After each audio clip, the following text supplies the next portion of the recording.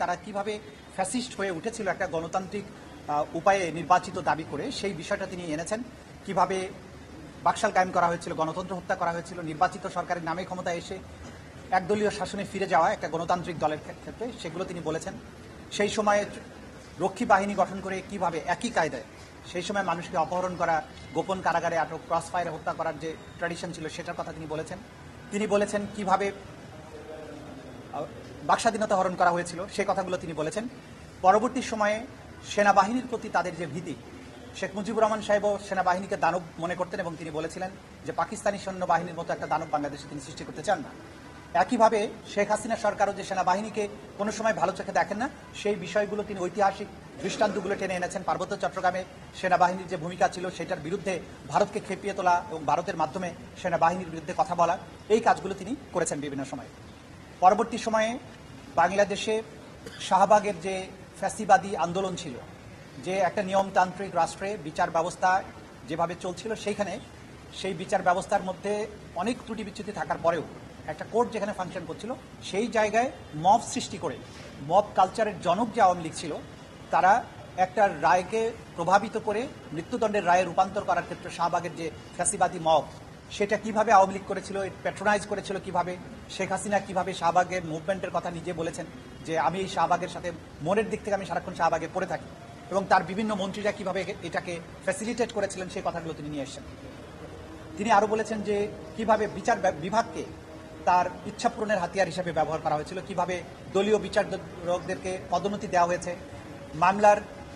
রায় নিজের পক্ষে নিয়ে এসে পরবর্তী সেই সব বিচারককে পদোন্নতি দেওয়া, প্রধান বিচারপতি বানানো, এই কাজগুলো আওয়ামী লীগ সরকার করেছে। কিভাবে আন্তর্জাতিক অপরাধ ট্রাইব্যুনালকে ব্যবহার করে প্রতিপক্ষকে দমন করার চেষ্টা করা হয়েছে সেগুলো তিনি বলেছেন। এবং সকল কিছুর উপরে নিয়ন্ত্রণ প্রতিষ্ঠার পরে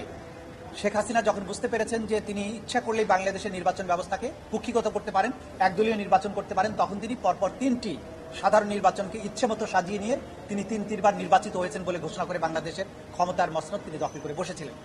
এই যে তার একটা ফ্যাসিবাদী রেজিমের উত্থান, কিভাবে সেটাকে ফুলে ফেপে বড় হয়ে ওঠা, তারপরে কিভাবে সেনাবাহিনীর অফিসারকে র্যাবে পোস্টিং দিয়ে তাদেরকে দিয়ে খুন করানো, অ্যাবডাকশন করানো, তাদেরকে গুম করে দেয়া, এই যে কালচার, এবং সেখানে তিনি নিজের অভিজ্ঞতা বর্ণনা করেছেন। টিএফআই সেলে গিয়ে তাকে কি ধরনের নির্যাতনের মুখোমুখি হতে হয়েছে, ওখানে অন্যদেরকে কিভাবে নির্যাতন করা হয়েছে, পুলিশের ডিবি কিভাবে নির্যাতন করেছে, এই যে পুরো পটভূমি এবং একটা দল, একটা গোষ্ঠী ফ্যাসিস্ট হয়ে ওঠা, এবং জুলাই আগস্টের যে গণহত্যা হয়েছে, এই ছাত্রদের আন্দোলনকে দমন করার জন্য কিভাবে মারণাস্ত্র ব্যবহার করা হয়েছে, কিভাবে তাদেরকে কমান্ড দিয়ে পুরো বাহিনীকে ব্যবহার করে তাদেরকে লিথাল ওয়েপন ব্যবহার করে নির্মূল করার চেষ্টা করা হয়েছে, এই পুরো প্রেক্ষাপট তিনি তার সম্পূর্ণ বক্তব্যের মধ্য দিয়ে নিয়ে এসছেন। এবং এর মধ্য দিয়ে তিনি এই মামলার সামগ্রিকতাকে তিনি তুলে ধরেছেন। তিনি একজন চিন্তাবিদ হিসাবে, সাংবাদিক হিসাবে, লেখক হিসাবে, ইতিহাসবিদ হিসাবে আওয়ামী লীগের পেছনের ইতিহাস, বর্তমান ইতিহাস এবং জুলাই আগস্টের প্রেক্ষাপট তিনি তুলে ধরেছেন, এবং কিভাবে তারা ফ্যাসিবাদী হয়ে উঠে কতটা নৃশংস হতে পারে, এবং জাতিসংঘের রিপোর্ট, ইউরোপীয় ইউনিয়ন, আমেরিকান রিপোর্ট সবকিছু পর্যালোচনা করে তিনি দেখিয়েছেন যে জুলাই আগস্টে ঘটে যাওয়া যে মানবতা বিরোধী অপরাধ, সেটা ছিল ওয়াইড স্প্রেড, সিস্টেম্যাটিক। শেখ হাসিনার কমান্ডে এটা হয়েছিল, একটা কমান্ড স্ট্রাকচার ফলো করে এটা হয়েছিল, পুরোটাই ছিল সুসংগঠিত। এই সমস্ত জিনিস তিনি সাক্ষ্য হিসাবে আদালতে উপস্থাপন করেছেন, এবং আমরা মনে করি যে তার এই সাক্ষ্য